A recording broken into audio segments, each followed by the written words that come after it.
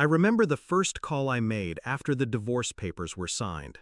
Not to a lawyer, not to a friend, to my brother. "I'm in trouble," I told him. "I might lose the house. I just need a few hundred to hold me over until I find work." There was a pause, then the excuse. "Things are tight right now. You know how it is." I knew. I knew exactly how it was. Because what I didn't tell him, what I didn't tell anyone, was that 3 days earlier I had won $14.6 million in the state lottery. The ink on the oversized check was still wet. And that phone call wasn't for help. It was the first move in my test. Back then, I still believed in family.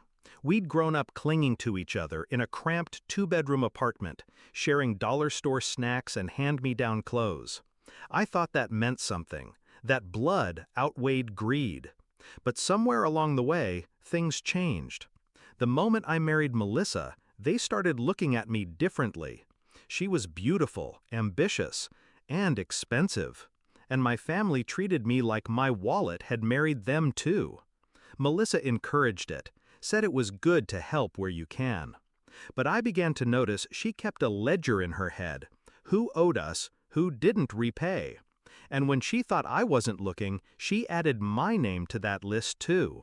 The first real crack came at Thanksgiving 2 years ago. Melissa was in the kitchen, whispering to my cousin Julia. I stepped closer, unnoticed. "You know, he's terrible with money," Melissa said. "If I don't watch him, he'll give it all away." Julia laughed. "Well, better you than some other woman, right?" Melissa smirked. "That's the plan." It landed like a punch, but I didn't confront her, not then.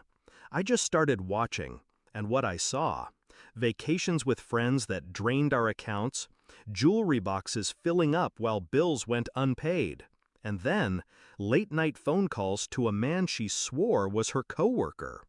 The night I confirmed it, she was working late. Her phone buzzed on the counter. A message preview flashed. "Can't stop thinking about last night." I didn't explode, didn't throw things. I just felt cold.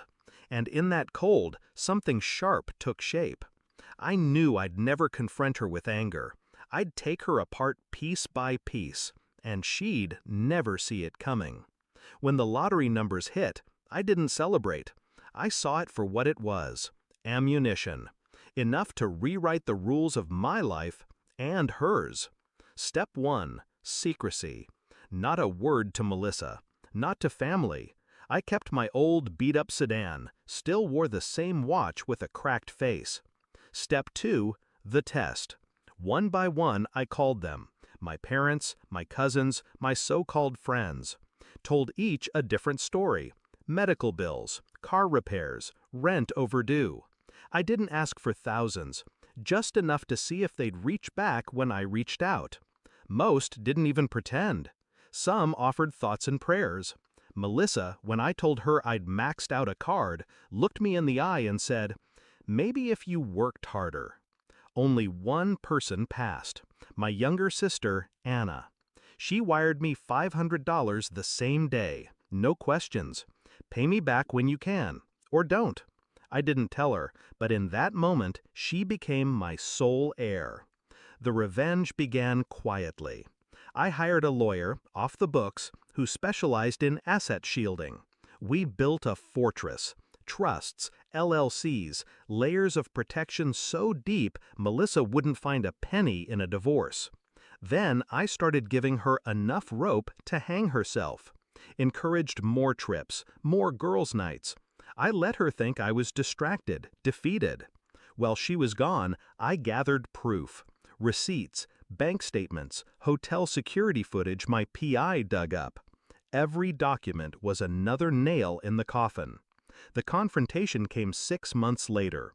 We were sitting at the kitchen table. I slid an envelope across to her. She opened it expecting bills. Instead, she found glossy photos, her in another man's arms.